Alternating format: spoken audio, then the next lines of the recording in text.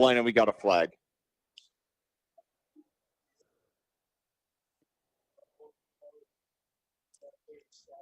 Tell you, this is one of the nicer stadiums that I've commentated in. I've commentated in about 45 stadiums now in my 13 years, and this is one of the nicest. They have really nice facilities here at Franklin, and now they've, Chris Cole now, hard to believe, in his 8th year as head coach.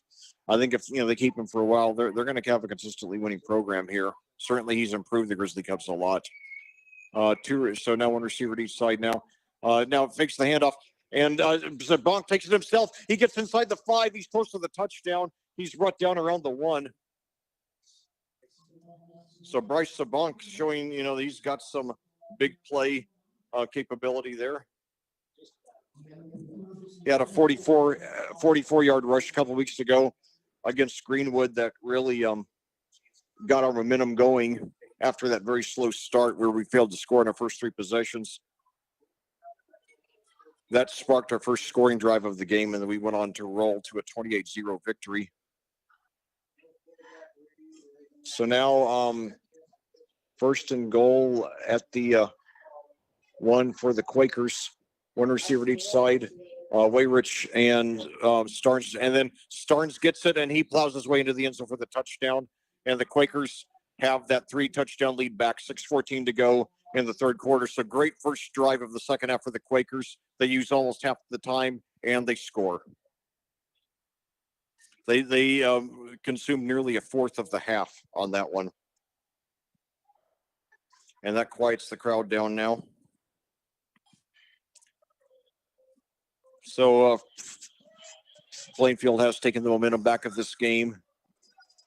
And now the extra point is up, and it is good. So with 6:14 to go in the third quarter here at Franklin, your score Plainfield 27, Franklin 6 here on audiosportsonline.com. This broadcast of Plainfield Quakers football on audiosportsonline.com is brought to you by the generous donations of our sponsors. We would like to recognize them, and we hope you will support them. They are Remax Centerstone, Julia Berberich, Ganell Financial, Crone Family Construction, YIT Indy Ryan Grimes, I-70 Record Service and Garage, BGW Construction LLC, Legacy Motorsports, Crest Point Real Estate, Chris Pearson, Selwith Jones, the Stewart Home Group, and Ellison Associates. Thank you, sponsors. Your support of the student athletes of Plainfield High School is greatly appreciated.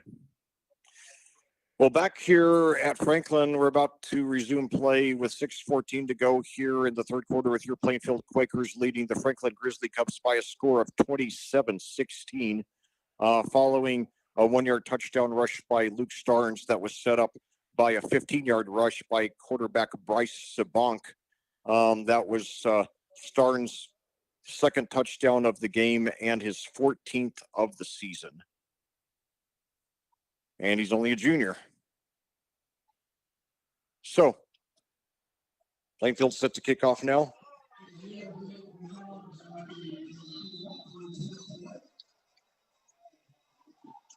Yeah, it's still not beyond the realm of possibility that we'll end up with a running clock, but certainly far less likely than it looked like, early to midway through the second quarter.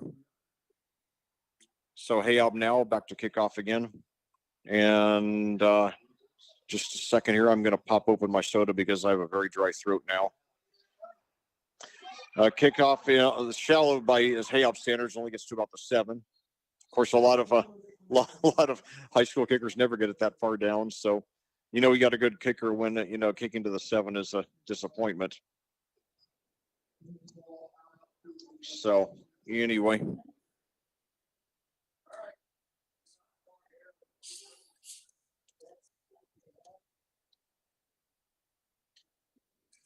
So,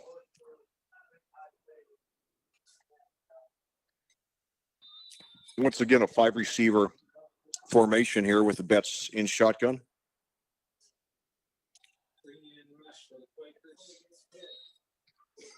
He's hit, and it seemed to throw off the trajectory of his pass. So that was, by the way, that was Franklin's first offensive play of the second half.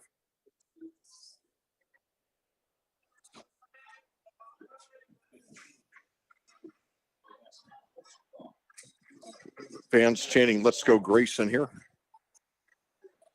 And now it's screen pass, and it's off the hands of Bone Break. Should have had it. Just didn't get the grip. So 2 incompletions to start off the drive. First and 10 goes to 3rd and 10. When I think about Grayson, that's the first name of the Franklin quarterback, Grayson Betts. My biggest memory is a character from the classic TV show Dallas, which was my parents' favorite show, in the first half of the 80s in its glory days. So hold that thought. Four receivers to the left, one to the right. Betts in shotgun, a very critical 3rd and 10. And they swarm him. He dodges away from it, looks for somebody. He gets rid of it, but I think he caught it out of bounds. Oh, no, he got it. Wow. I couldn't see his feet from my vantage point, but yeah, they said Bone Break got it for a 16-yard gain. It must have been like one of those old Marvin Harrison catches where you think there's no way he's going to get the catch and get both feet down, but he did. Harrison was a master at that. Of course, in high school, you only have to get 1 foot down and bounce. So that a very good job coming through on a 3rd and 10 in a very critical situation for the Grizzly Cubs. And now they swarm them, and it's incomplete. They swarmed Betts there. That was Bone Steel's 4th reception of the game, by the way. I'll tell you, but because we got the lead so early, the multiple possession lead so early, we've really neutralized Franklin's star running back, Alex Lugers. We haven't shut him down. He does have 82 all-purpose yards, but he has not been a dominant player by any means. So now 2nd and 10 at their own 39 for Franklin, trailing by 21. Hand off there to Lugers, and he's got some room, and he's got the first down past the 50, past the 45, past the 40, 35, and he's knocked out of bounds around the 30. So Lugers, he did get a big gain there, but obviously the Grizzly Cubs in a deep hole. He was 10 for 31 by my count before that one. They give him 30, so he had by my count he had 1 fewer yards in that rush than on his first 9 combined. So I now have him 10 for 61. So it's likely he'll end up with over 100 all-purpose yards, but having to work very hard for them. So 2 receivers now to the right, 1 to the left. Lugers in there at running back. Give it to Lugers, but they trip him up, and he only gains about 1. Lugers should be playing college ball a year from now. He's a great athlete. Should bring up 2nd and 9.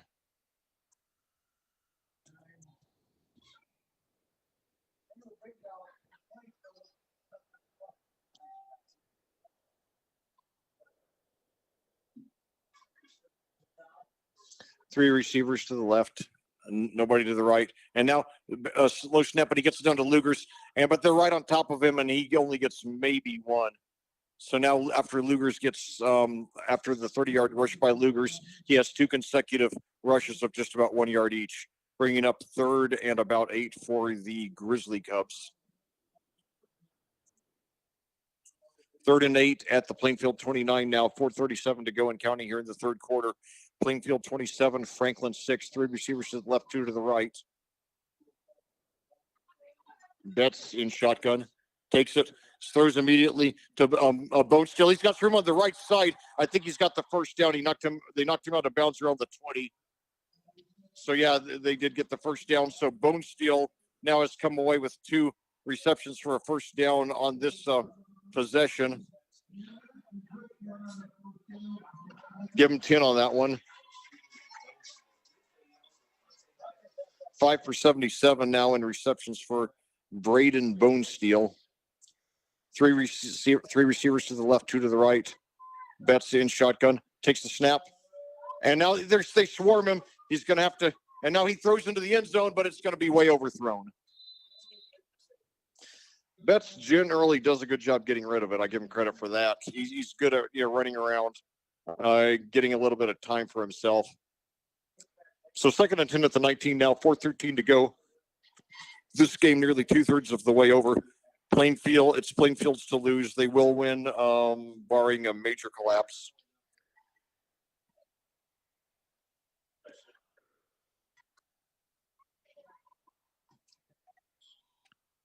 So 3 receivers now to the left, 2 to the right. And now we've got a whistle here.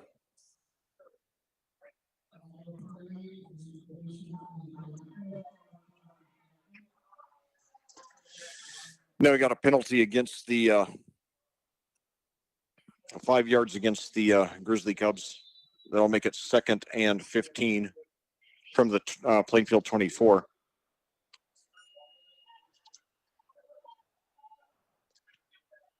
So 3 receivers to the left, 2 to the right. Usually Taunt and Bone Steel are the only ones who Betts throws to, though they often use 4 and 5 receivers on a play. Now handoff to Lugers, and he's right inside the 20, inside the 15. So that's a gain of about 10 yards, so it's going to be 3rd and relatively short. So Luger's starting to get more on track here in the second half. He had a 30-yarder earlier on this drive. Picks up 10 there. I have him 13 for 73 on the ground and 4 of 51 through the air. So still 124 all-purpose yards, which is still very good. But he hasn't gone crazy like he sometimes does. So 3 receivers to the left, 1 to the right. And now Luger's in the backfield. Luger's takes it, and he's brought down. He's going to be short of the first by a couple. So I would imagine they would go for it here.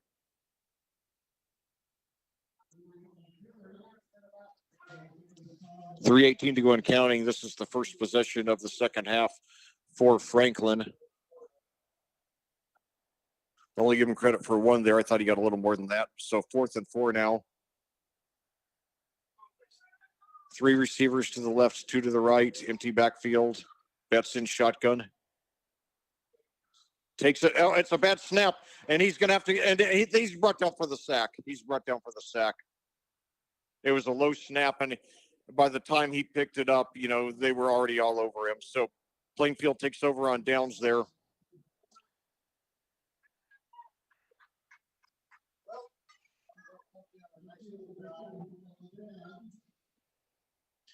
So the Quakers now, with a 21-point lead, a touchdown here would basically clinch it. 2:52 to go here in the third quarter.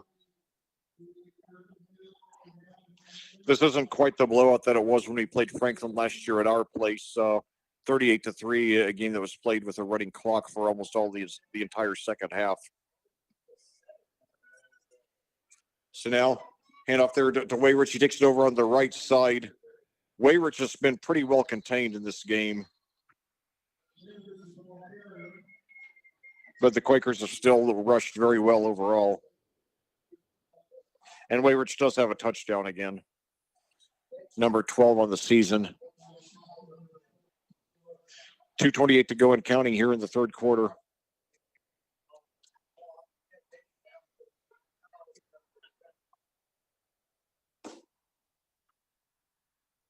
Give Wayrich credit for 3 on that one.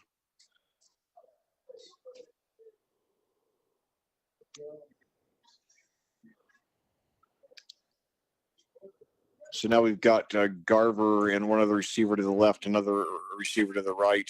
And now a handoff there to Wayrich, and he's got a little bit of a hole, and he gets up to close to the 30.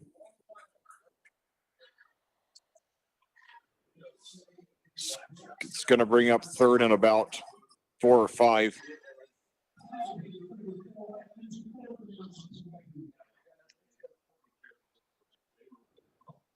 So another 3 by Wayrich. Bringing up 3rd and 4 at the 29. 1:22 to go. The Quakers very well could take this drive into the fourth quarter, especially if they get this first down here.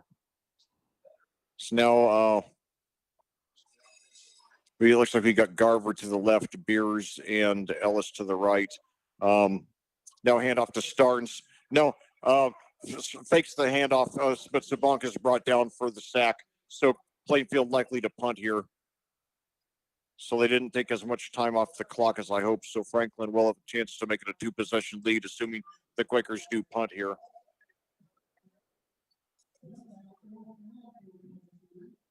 So that'll be a loss of 2 there by Sabank.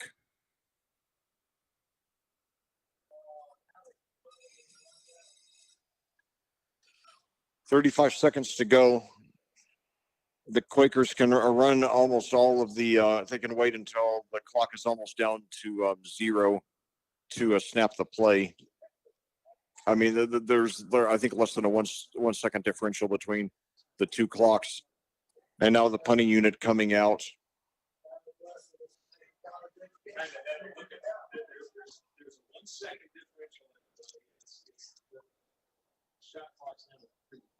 Three, two, one, and then they get the snap off.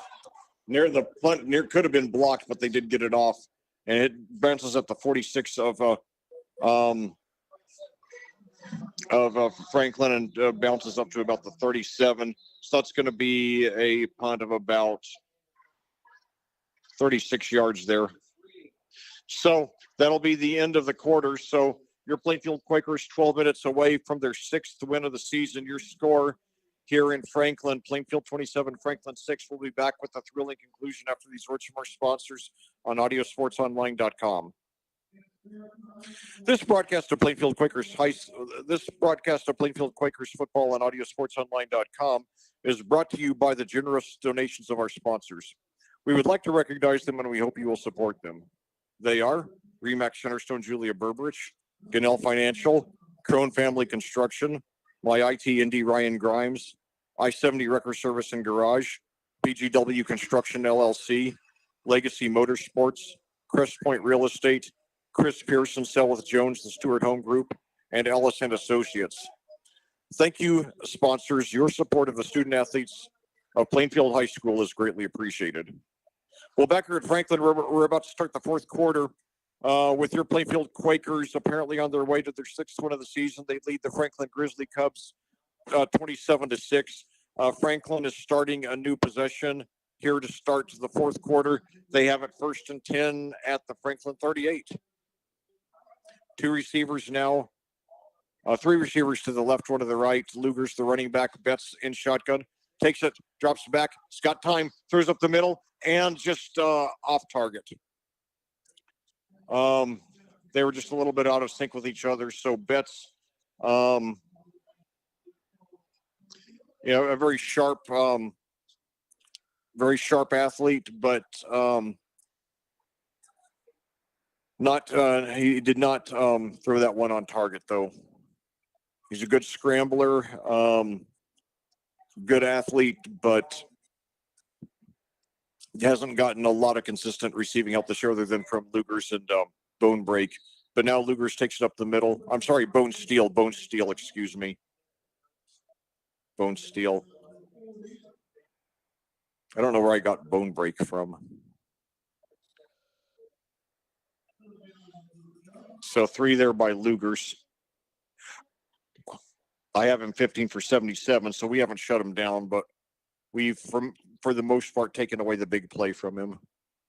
So 2 receivers to the left, 1 to the right. Lugers again. This time, you can tell he was going for a touchdown there. He just weren't running at full force, but only got about 2 or 3. So it looks like they're going to punt again.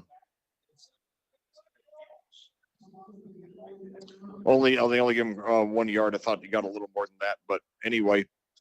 So it looks like the Grizzly Cubs will punt. Under 11 minutes to go in the game now. They trail by 21.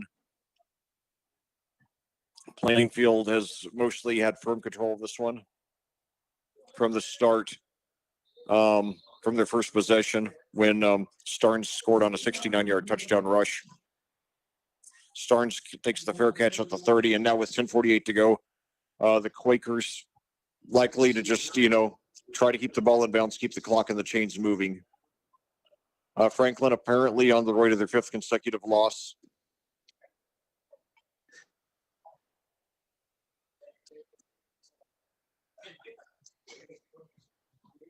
The Grizzly Cubs close out the regular season next week at Greenwood. That should be a winnable game. Then they come home for Decatur Central in the finale. That's going to be a tough one for their. And now a rush there to Starnes, and he spins around, does a 360, but only gets about 1 yard. Still a great effort. I like to see he's still playing that hard in a game that we've likely won. Now we got an injured Quaker. He gets up on his own power though and walks up off groggily on his own power.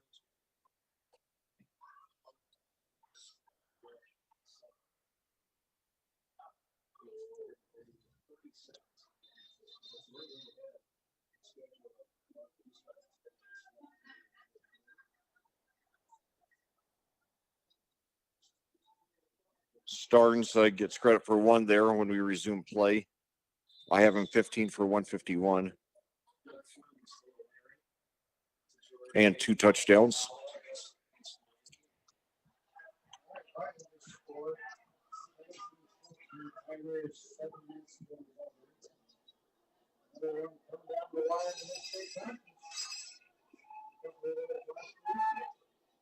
So now another double handoff. Ellis got room on the left side up to the 35.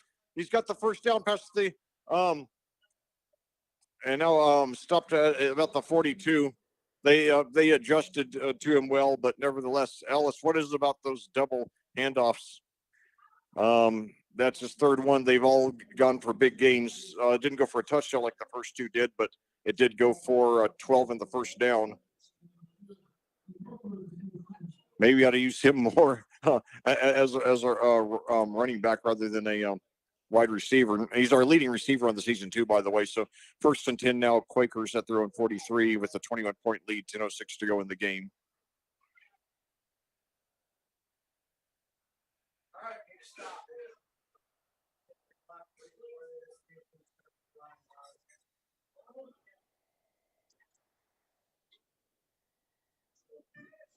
So 1st and 10, Quakers at their own 43.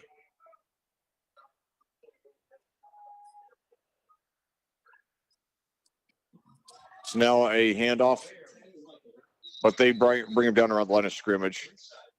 That was Starnes again.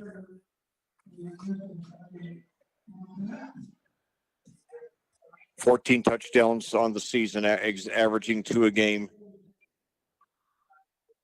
Got him for a gain of 1 there. Starnes, by my count, averaging 9.5 a carry tonight.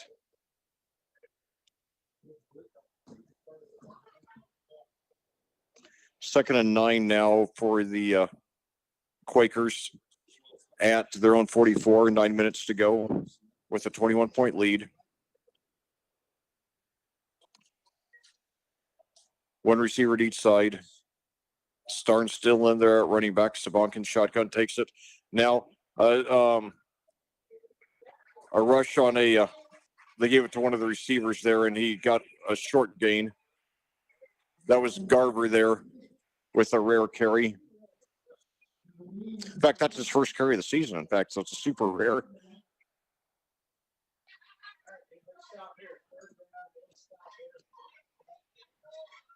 So you got very little yardage, if any. Looks like they're going to give him credit for 1.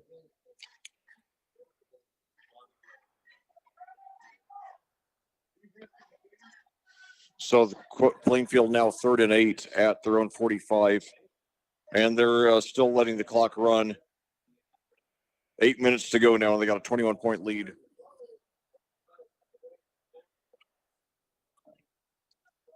Two receivers to the left, 1 to the right. Starnes the running back. Low snap, but he gets it. They swarm Sabank, but he rushes with it. He looks like he's going to take it himself. He takes it almost to the 50, and he's knocked out of bounds. He gets a few, but he's going to be short of the first down. I think he went out at the Plainfield 49, which would be a gain of about 4.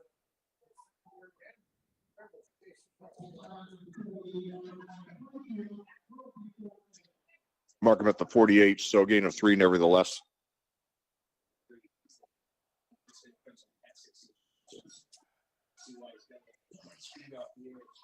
Sabank showing some pretty good mobility when he's rushed this year. He hasn't done it a lot, but at times he's done it very effectively.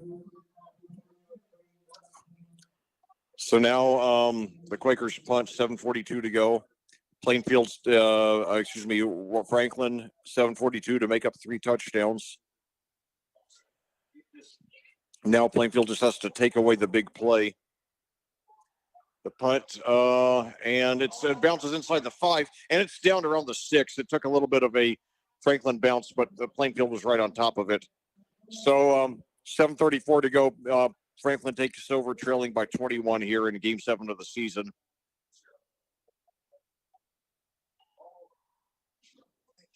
Chris Cole's brought this program a long way, but they're headed for their 5th consecutive loss tonight, barring a major turnaround.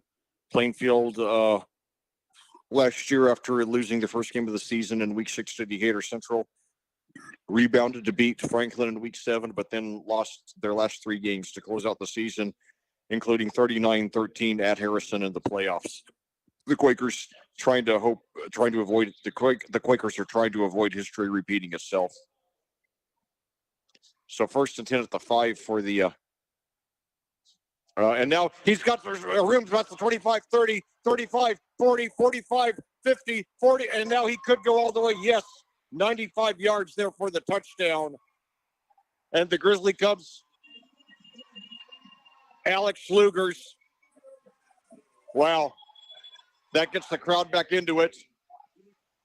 Well, give Franklin credit. They're not likely to come back and win this game. But, they haven't rolled over and died either. Wow. So 27-12 now with the conversion pending. And now that really changes Plainfield's strategy now that it's a 2-possession game. So now they're going to, and now there's a whistle here, but the place whistle dead on the conversion. So Lugers, before that, I had him 16 for 78. So make that 17 for 173. And now a touchdown. So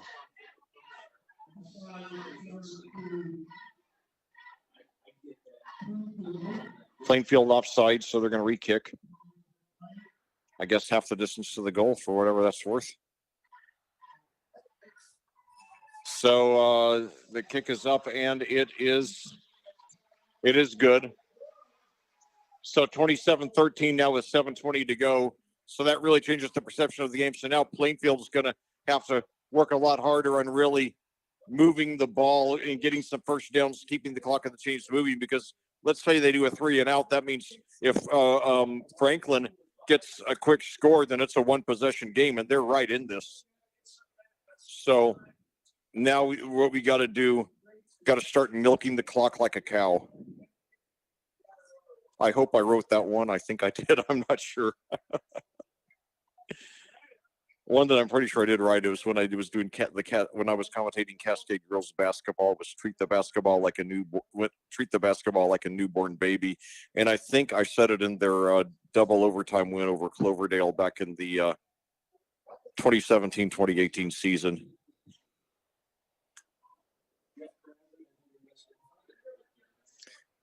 Now, one question is, will Franklin go for an onside kick here? Boy, when Plainfield had the ball with a chance to make it 28-0, I was really hopeful this would be a running clock game like the one last year. But here we are at time of day, 9:09, and the Grizzly Cubs not likely to win, but they are. They do have a fighting chance. It's a deep kick, and fielded at about the 4, bring up to the 10, 15, 20, 25, 30, 35 on his feet, 40, 45, got room on the right, 50, and he's knocked out of bounds around the 45. So excellent return there by the Quakers. Last week when we cut the lead to 6 in the Decatur Central game, making it 2014, and then on the ensuing kickoff, Kashmir Hicks took it in for the touchdown, completely destroyed our momentum. I was hoping history would repeat itself. It didn't quite. Nevertheless, I think it was Starnes who took it there to the 44.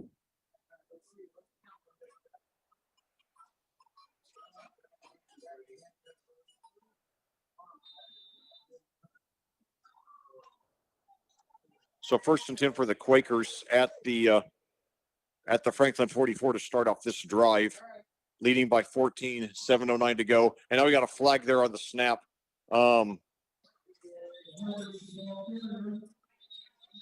Wayrich got the snap, but let's see if it will count. Plainfield, one of their biggest weaknesses on the season, they don't have a lot of them, but one of their biggest is too many penalties. They got to curb that, in time for the playoffs, which start 4 weeks from tonight. We have 2 more regular season games, and then we got a week off, and then the playoffs start 4 weeks from tonight. That will be November the 1st.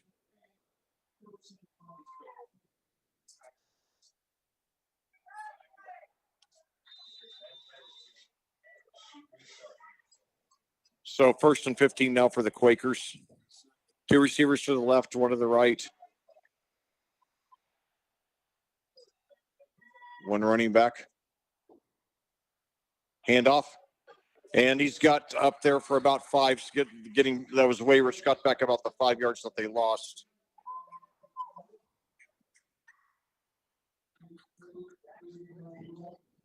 That'll be about 2nd and 10. So, 2nd and 10 at the Whiteland 44. 6:26 to go. Plainfield trying to use as much of the clock as they can, leading by 14.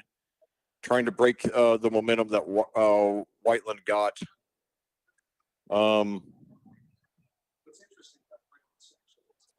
Certainly, you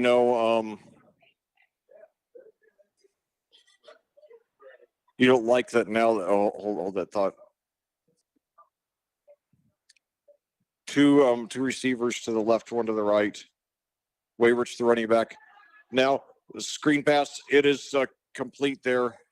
I believe it was Ellis there. He picks up about 4. Ethan Ellis, great athlete. Wears number 20. Bringing up 3rd and 6. Very critical 3rd down for the Grizzly Cubs defense here. By my count, that's Sabank's 3rd pass of the evening.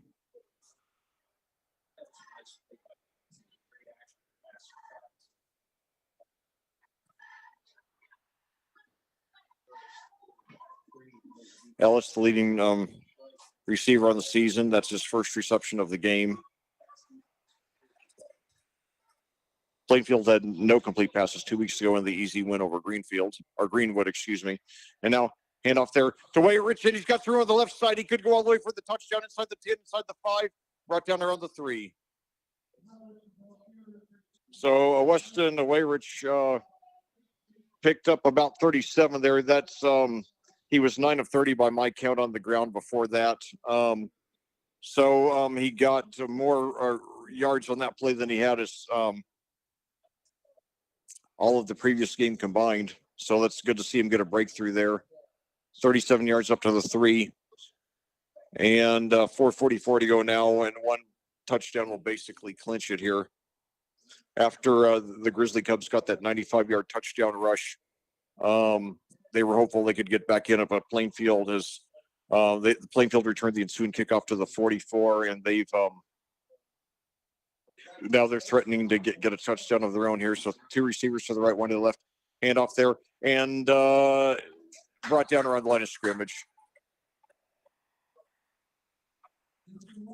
That was Wayrich again, trying to get him his 2nd touchdown to go with Starnes' 2 touchdowns. No, I'm sorry, Starnes 1 and Ellis's 1. Excuse me. So they brought him down right around the line of scrimmage there. 2nd and goal at the 3, under 4 minutes to go. And actually, it's not so bad he didn't make it in, because that just, milks more time off the clock. So even if we don't get the score here, Franklin now has under 4 minutes to get 2 touchdowns.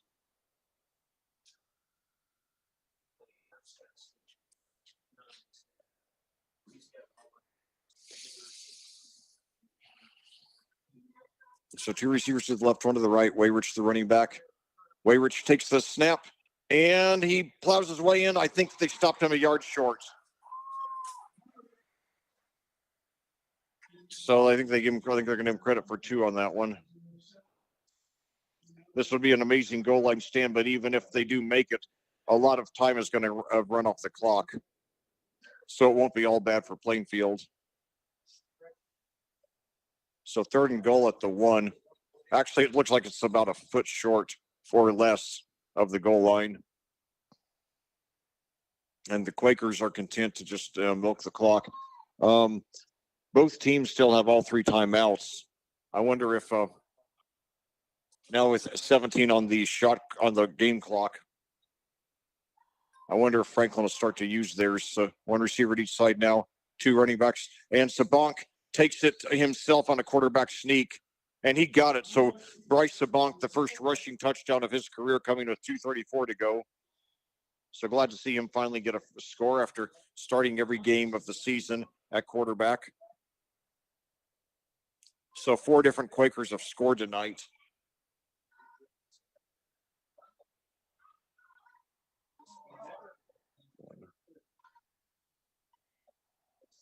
Well, if you're a quarterback and you get to game 7, you might as well get a score sometimes. So that's good. Good he got that monkey off his back before the playoffs.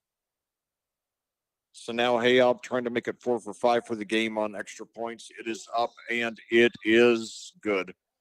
So with 2:34 to go, your Plainfield Quakers now very comfortably ahead of the Franklin Grizzly Cubs 34-13 here on audiosportsonline.com. This broadcast of Plainfield Quakers football on audiosportsonline.com is brought to you by the generous donations of our sponsors. We would like to thank them, and we hope that you will support them. They are Remax Centerstone, Julia Berberich, Gannell Financial, Crone Family Construction, My IT Indy Ryan Grimes, I-70 Wrecker Service and Garage, PGW Construction LLC, Legacy Motorsports, Crest Point Real Estate, Chris Pearson, Selwith Jones, the Stewart Home Group, and Ellison Associates. Thank you, business partners. Your support for the student athletes of Plainfield High School is greatly appreciated. Well, back here at Franklin, your Plainfield Quakers are about to get their 6th win of the season, overcoming last week's first loss of the season. Plainfield leads Franklin 34-13 here following a 1-yard touchdown rush by quarterback Bryce Sabank on a quarterback sneak, the first score of Sabank's career on the ground or through the air. So 3rd and 6 now. I'm sorry. I was looking. No, they're kicking off now. I was looking at they hadn't changed the yards to go on the down of the yards to go on the scoreboard. Sorry. So the kickoff, another touchback there by Leo Hayab. Should be playing college ball a year from now. I think he would be the first Quaker kicker to play collegiately since the Hagee brothers, both of whom played at Ball State. Morgan, especially, very successful there. One of the top kickers in the country in college football all 4 years.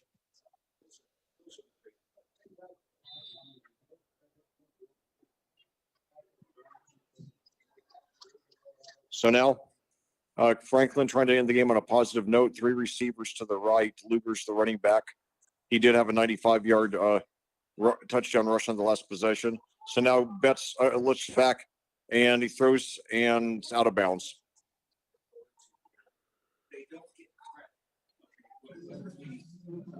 What it's starting to say, though, speaking of Grayson Betts, my parents religiously watched the TV shows, the TV show Dallas back in its glory days. It was really a pioneering show for those of you too young to remember. It really pioneered the primetime serial and really popularized the element of the cliffhanger, especially with the Who Shot JR storyline, which is legendary. But anyway, so now Betts takes it. He rushes with it, but he's brought down for a gain of just about 2 or 3 yards, which doesn't do the Grizzly Cubs much good now with under 2.5 minutes to go and a 3-point deficit. Give him credit for 2 on that one. Excuse me.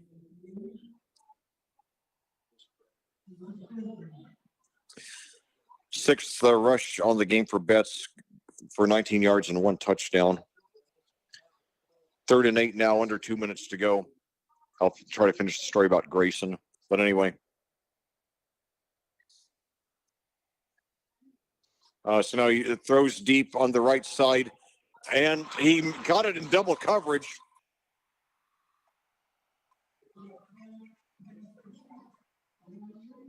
Let's see. Was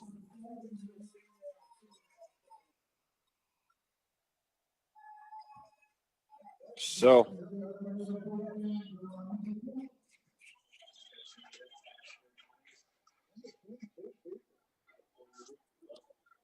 Who got that catch? Okay. So that was Wyatt Mitchell there for a 22-yard reception there. And now Grayson Betts drops back, throws in. This time he throws it away. So Betts has thrown 30 passes tonight, completed 12 of them.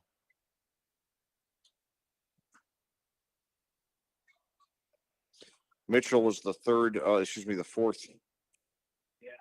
fourth Grizzly Cub to catch a pass tonight by my count.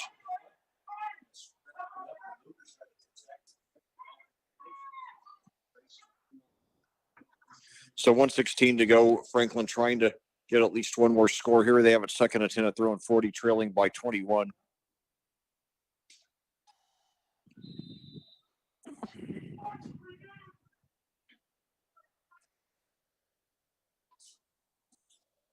Four receivers to the left, one to the right. And now Betts throws up the middle. He's got a completion to Lugers. He's trying to get out of bounds, but he doesn't come close, and he only gets 2 or 3 yards. And the clock should tick under a minute here. I think they might use a timeout here.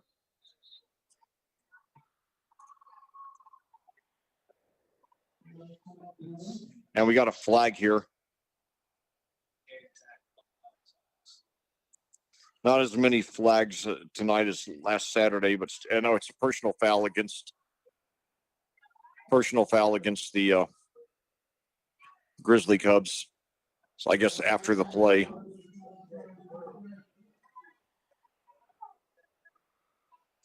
Anyway, what I was going to say though, 1:03 to go now.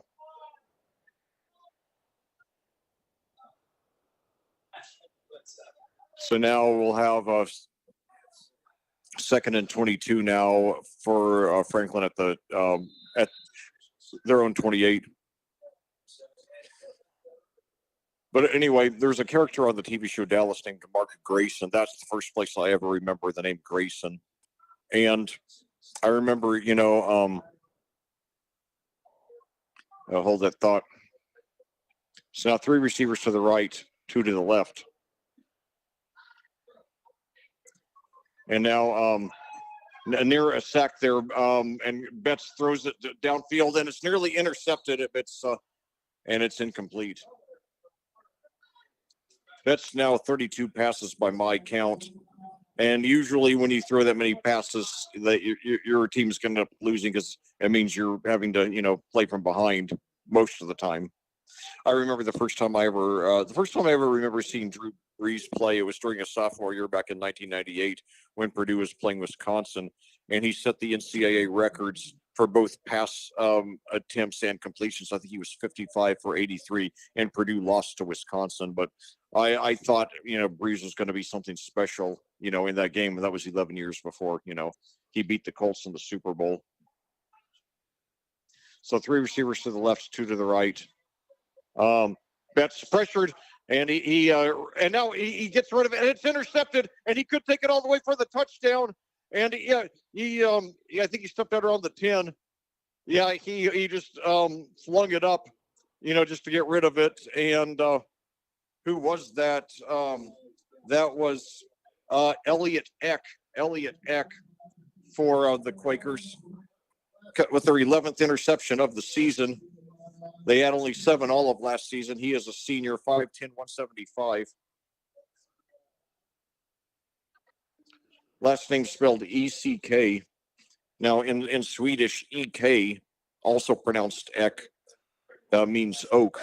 And that name is actually present in some last names, since most Swedish last names,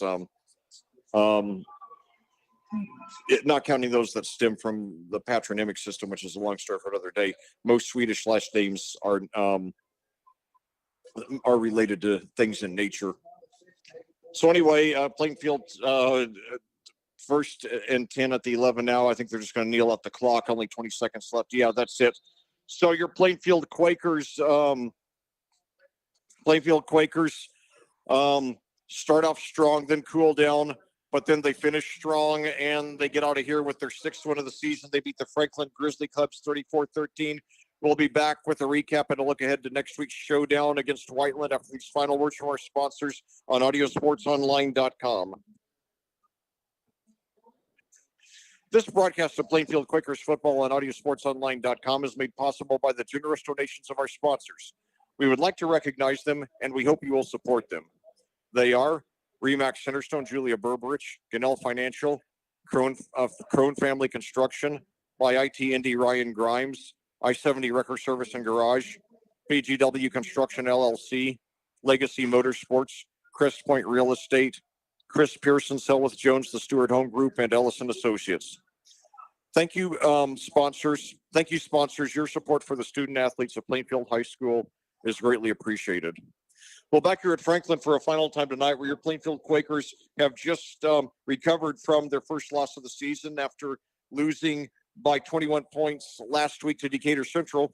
They beat Franklin tonight by 21 points. It was a game in which Plainfield started off super red hot, then cooled down for a while, but came back strong in the second half and pulled away to a comfortable win. Franklin got the ball first and moved the ball well, getting it all the way down to the Plainfield 27, but then turned it over on downs.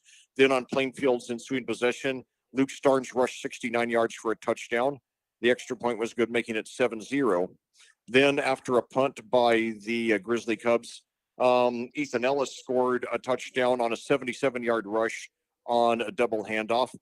Hayob's extra point made it 14-0. Then after another punt by Franklin, the Quakers scored on a 6-yard touchdown by Weston Wayrich. I believe it was a forward pass from Bryce Sabonk.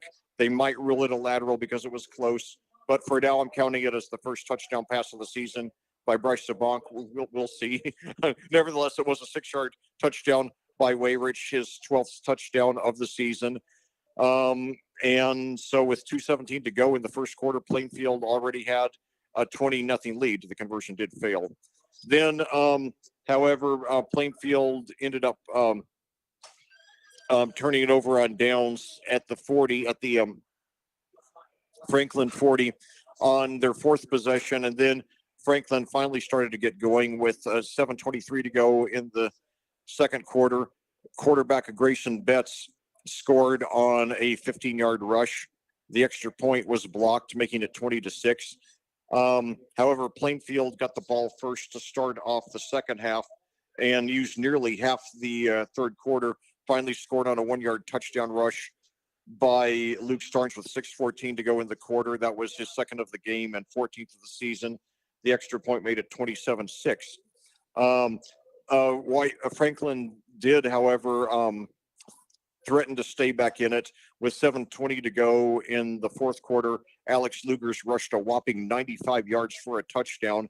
The extra point made it 27-13. However, Plainfield had a very methodical ensuing drive, and then with 2:34 to go, scored on a 1-yard touchdown rush by quarterback Bryce Sabonk, the first rushing touchdown of his career, and that brought us to our final score of 34-13. Look at the individual statistics. First of all, for Plainfield, I have Bryce Sabonk completing 3 of 7 passes for 10 yards and 1 touchdown.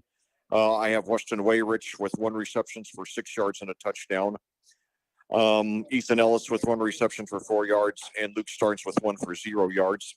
As usual, the Quakers doing most of their damage on the ground, led as usual by Luke Starnes. I have him 16 rushes for 152 yards and 2 touchdowns, followed by Ethan Ellis with 2 receptions. Luke Starnes with 16 rushes for 152 yards and 2 touchdowns, followed by Ethan Ellis with 2 rushes for 89 yards and 1 touchdown. One of them coming on that 77-yard rush on the double handoff. And then Weston Wayrich, 2 for 69 yards. I also have him with a receiving touchdown, as I said earlier. And then Bryce Sabonk, 6 rushes for 22 yards and 1 touchdown, and Ryan Garber, 1 rush for 1 yard. Meanwhile, for Franklin, Grayson Betts completed 13 of 33 passes, 13 of 33 for 158 yards, 0 touchdowns, and 2 interceptions, giving Plainfield 11 touchdowns on the season through 7 games, already more than the 7 they had last year. His leading receiver was Braden Bonesteel with 5 receptions for 77 yards, followed by Alex Lugers with 5 for 54. Wyatt Mitchell, 1 for 18, and Corey Tonte, 2 for 9. On the ground, Alex Lugers had 17 rushes for 173 yards and 1 touchdown, and Grayson Betts, 6 for 19 and 1 touchdown. So in conclusion, this is a game in which Plainfield mostly played well. They failed to finish off a couple of drives that they had a chance to. When we had it, when we had the ball with a 21-0 lead, I was hopeful that we would, get the touchdown, make it 28-0, and then eventually get the 35-0 lead, go to the running clock like we did last year for almost the entire second half. But then we failed to finish a couple of drives, and then to their credit, Franklin did fight back, and they had a couple of good possessions, and they got 2 scores, and they could have gotten a little more than that had they could have gotten a little more than that had they finished a couple of drives. There were 2 or 3 drives where they were well within our territory and they had a turnover, or just didn't make the plays that they needed to. So they're a team that has a good offense, but we contained them enough we slowed them down enough to have a comfortable lead most of the way.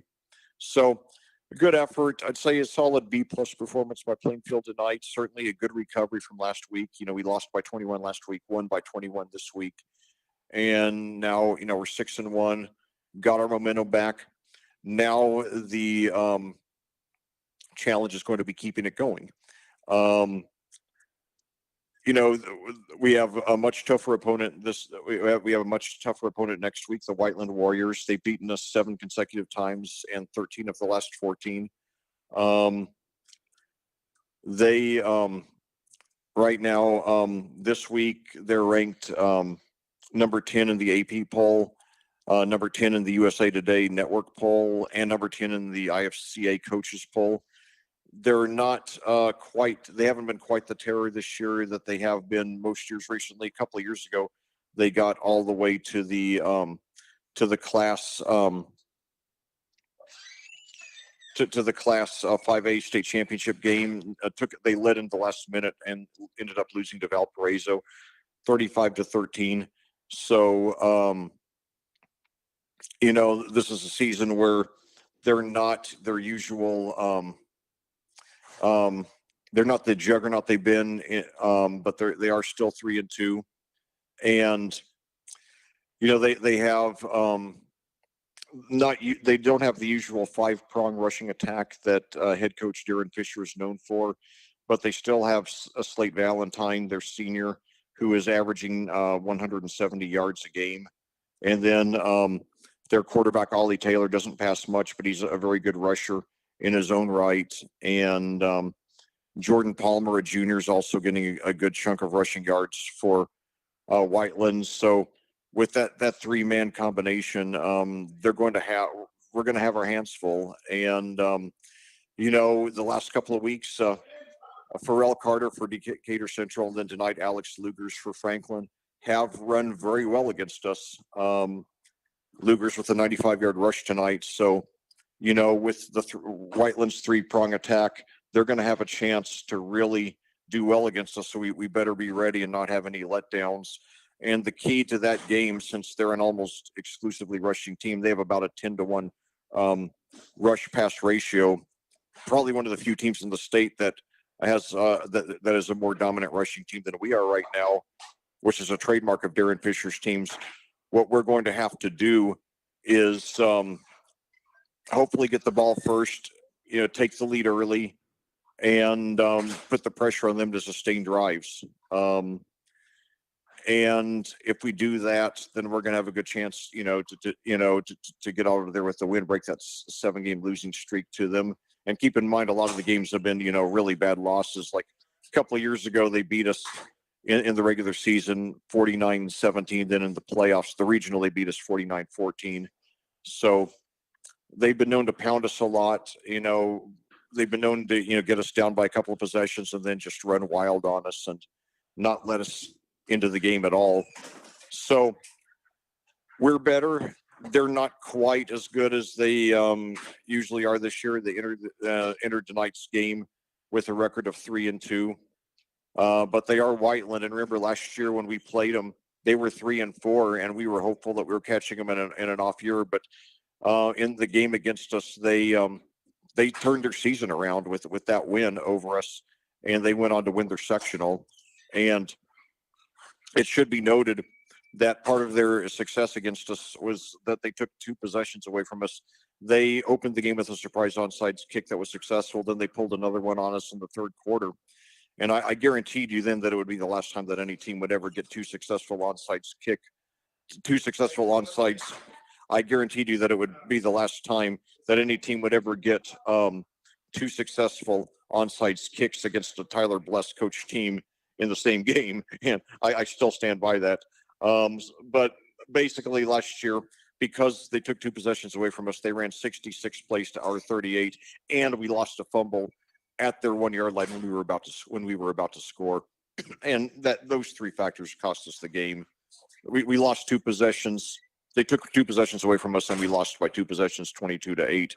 So if we have a turnover-free game next week, and Starnes and Wayrich are running on all cylinders, and especially if we can, pass enough to, take some pressure away from our running backs, then I think we're going to have a chance to open up an early lead and cruise to, what would be a very big victory. And I think if we lose next week, the players will think, oh no, this is a repeat of last year where we, started off 6-1, then lost our last 3. I want us to avoid any psychological stuff like that. I want to keep that out of our heads. So anyway, we're going to have to bring our A game and not make any mistakes, because one thing that I've noticed about Darren Fisher teams is that they don't beat themselves. If you're going to beat them, you've got to really earn the win. They're always very well coached, always very fundamentally strong, regardless of the talent. So it will be at our place this year. It'll be our last regular season home game. Hopefully not our last regular season. Hopefully not our last home game overall. I hope we'll have multiple home games in the playoffs, but we'll see. But just in case it is our last home game of the season, that's all the more reason I hope you all will get out there to say thank you to this great senior class. And, they've been through a lot. They were part of only the 2nd sectional championship in school history a couple of years ago. And they went through, a head coaching transition, and they've played really hard. And, they've been part of some of the greatest memories in the history of this program. So, and we're supposed to have 73 degrees for the high. So great weather for October, a great weather for week 8 of the season. So hope to see you all out there. But if not, that's why I'm here. And don't forget, you can also go out to the game and at the same time listen to my commentary on your mobile device. So anyway, hope to have you as part of the action one way or another, or both ways. So and now to finish the story about the name Grayson, what I was starting to say is I remember how much my parents loved Dallas, and especially my dad had a Superman crush on J.R. Ewing, the main character. I think my dad secretly wanted to be a big oil tycoon like that. And every time JR made a wisecrack, my dad would, laugh like it was the funniest thing he'd ever heard. And there was a character on the show named Mark Grayson, who started a boyfriend-girlfriend relationship with JR's ex-sister-in-law, Pamela, with whom he always had a very nasty relationship. And then shortly after that, JR said to Pamela, and one of my all-time favorite JR lines, which is saying a lot because he had a lot of good ones, he said, "What were you doing in the south of France with Mark Grayson holding hands? Was Mark Grayson the only one? Or did you try a few other Frenchmen just because you were there?" Okay, I said it. That was that's my bit of reciting Dallas history for the night. But yeah, that is one of my favorite JR lines, and it's actually one of the more repeatable. Some of them I wouldn't say on the air, but yeah, that one I think is it's mild enough that it's suitable. So anyway, once again, your final score here tonight at Franklin: Plainfield 34, Franklin 13. The Quakers shake off their first loss of the season and get back on track and prove to 6-1, while Franklin drops their fifth consecutive game after the 2-0 start and are now 2-5. Well, this concludes our broadcast. As always, thank you so much. Thank you so much for joining me, and I cordially invite you to do so again 1 week from tonight as your Plainfield Quakers return home for their final regular season home game against the Whiteland Warriors. Until then, for audiosportsonline.com, this is Lex Zorn reminding you there is a difference only you can make.